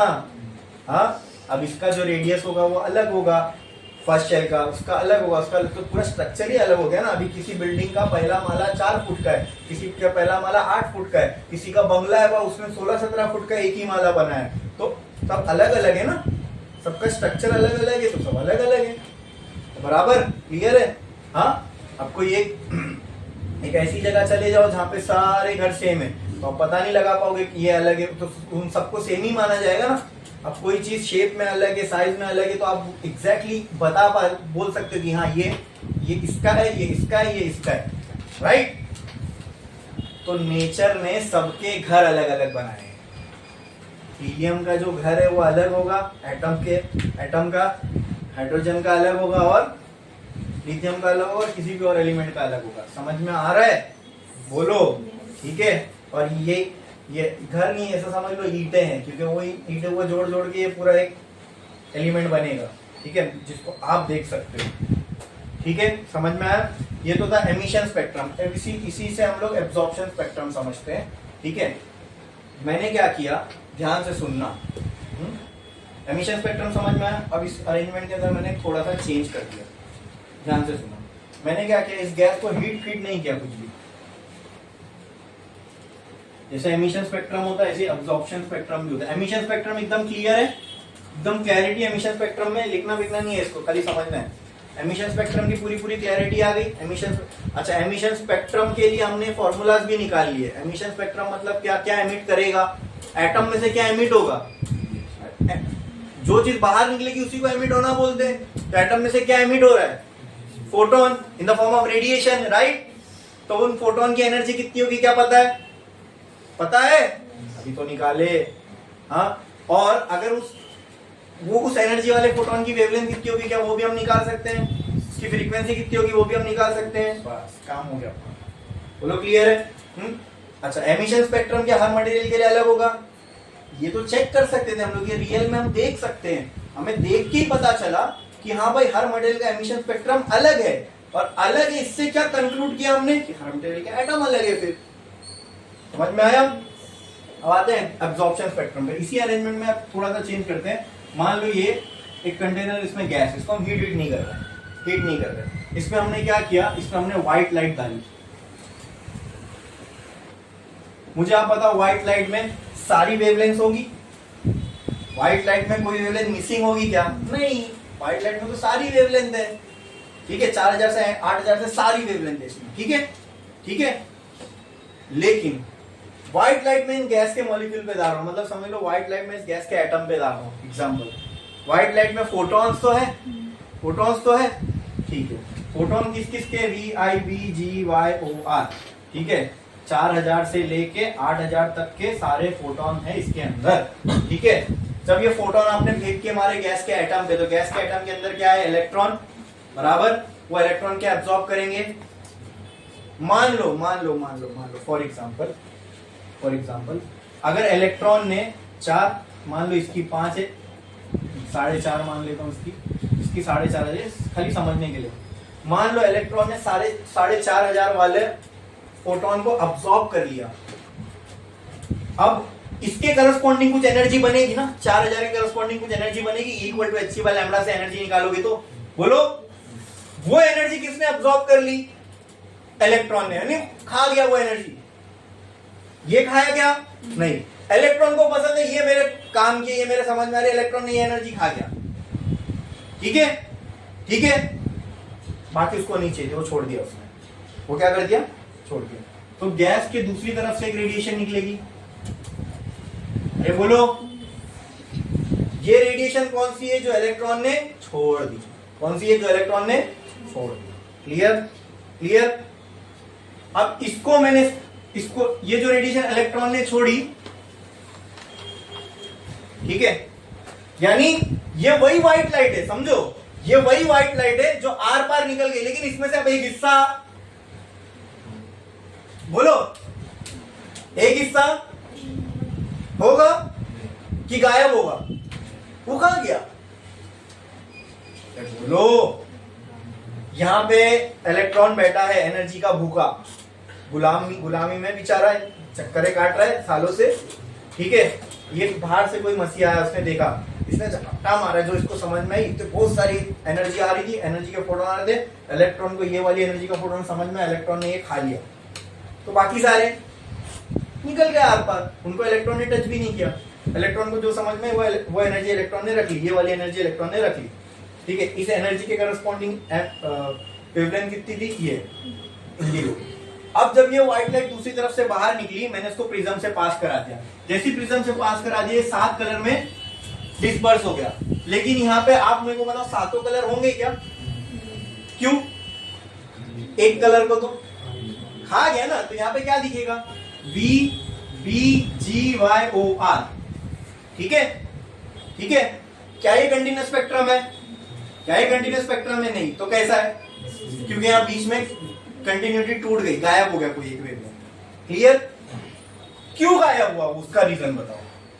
अब वो स्क्रीन पे जो बनता है उसके क्यू से इसका नाम पड़ेगा। जैसे ये क्यों बना? क्योंकि इलेक्ट्रॉन ने एमिट किया इन रेडिएशन को, ठीक है। ये क्यों बना, ऐसा क्यों बना पैटर्न? क्योंकि इलेक्ट्रॉन ने अब्सॉर्ब कर लिया रेडिएशन को, इसलिए हम ऐसे स्पेक्ट्रम को कहते हैं, बोलो, ये क्या था? डिस्क्रीट। क्या ये डिस्क्रीट है? यस। ये क्या था? Discrete emission spectrum. ये क्या होगा? बोलो, क्लियर है? अब अगर मैं ये स्क्रीन को हटा दूं, ठीक है, अब मुझे पता चल गया इलेक्ट्रॉन इतनी अब्सॉर्ब करता है, पता चल गया, ठीक है। इन स्क्रीन को हटा दूं, मैं इसको गर्म करूं, तो मुझे पता है कि इलेक्ट्रॉन जो इतनी एनर्जी अब्सॉर्ब करेगा तो इतनी रिलीज भी करेगा। अच्छा, मुझे आप बताओ, इसका अब्सॉर्प्शन स्पेक्ट्रम ऐसा बन रहा है, अगर मैं आपसे पूछूं इसका एमिशन स्पेक्ट्रम क्या बनेगा, तो क्या बोलोगे? उसमें क्या दिखेगा? इंडिगो दिखेगा, बाकी सब नहीं दिखेंगे। समझ में आया? क्यों नहीं दिखेंगे? क्योंकि इलेक्ट्रॉन एमिट क्या करेगा? जो अब्सॉर्ब किया। ये सब तो उसने अब्सॉर्ब किया ही नहीं। इलेक्ट्रॉन एमिट कौन सी रेडिएशन करेगा? जो वो अब्सॉर्ब करेगा, बराबर। तो इलेक्ट्रॉन ने अब्सॉर्ब कौन सी किया? ये वाली। तो एमिट भी कौन सी करेगा? तो इसके एमिशन स्पेक्ट्रम में, अब्सॉर्प्शन स्पेक्ट्रम में इंडिगो गायब है, बाकी सब दिख रहे हैं। एमिशन स्पेक्ट्रम में बाकी सब वो हो जाएगा एमिशन, लेकिन वो भी डिस्क्रीट है। समझ में आया? क्लियर है? तो अब्सॉर्प्शन स्पेक्ट्रम भी क्या हर मटेरियल का अलग होगा? बिल्कुल अलग होगा। इससे हम क्या कह सकते हैं कि हर मटेरियल का एटम अलग है। समझे? पक्का? जिस मटेरियल के अब्सॉर्प्शन स्पेक्ट्रम में जो कलर्स गायब होंगे, जो या कलर छोड़ दो, जिस मटेरियल के या जिस भी गैस के अब्सॉर्प्शन स्पेक्ट्रम में जो वेवलेंथ गायब होगी, वही रेडिएशन एग्जैक्टली आपको उसके कहां देखने को मिलेगी? एमिशन स्पेक्ट्रम में देखने को मिलेगी। समझ में आया? तो बीच में एनर्जी का खेल कौन खेल रहा है? एटम्स। एटम के अंदर भी कौन खेल रहा है? इलेक्ट्रॉन। समझ में आया? क्लियर है? एमिशन स्पेक्ट्रम, अब्सॉर्प्शन स्पेक्ट्रम पूरा क्लियर हो गया? अच्छे से समझ में आया एमिशन स्पेक्ट्रम का मतलब क्या होता है, अब्सॉर्प्शन स्पेक्ट्रम का, और इनको डिस्क्रीट एमिशन स्पेक्ट्रम और डिस्क्रीट अब्सॉर्प्शन स्पेक्ट्रम क्यों बोल रहे हैं ये भी समझ में आया, और बोर की थियरी से हम कैसे इसको एक्सप्लेन कर पाए ये भी समझ में आया। पक्का? तो बोर ने वो कमी को पूरा कर दी जो रुदरफोर्ड नहीं कर पा रहा था। रुदरफोर्ड की एटॉमिक थ्योरी नहीं कर पा रही थी। रुदरफोर्ड की atomic theory discrete emission spectrum को नहीं एक्सप्लेन कर पा रही थी। इसकी थ्योरी ने discrete emission spectrum, discrete absorption spectrum दोनों को एक्सप्लेन कर दिया। समझ में आया? ठीक है। तो अब तो फिर इसकी थ्योरी को लेके हम आगे क्यों नहीं चले, इसी की थ्योरी आगे क्यों नहीं बढ़ी? तो इसकी भी थ्योरी में कुछ कमी थी, कुछ ड्रॉबैक्स थे, वो हम नेक्स्ट देखने वाले हैं, लेकिन एक ब्रेक के बाद। ठीक है।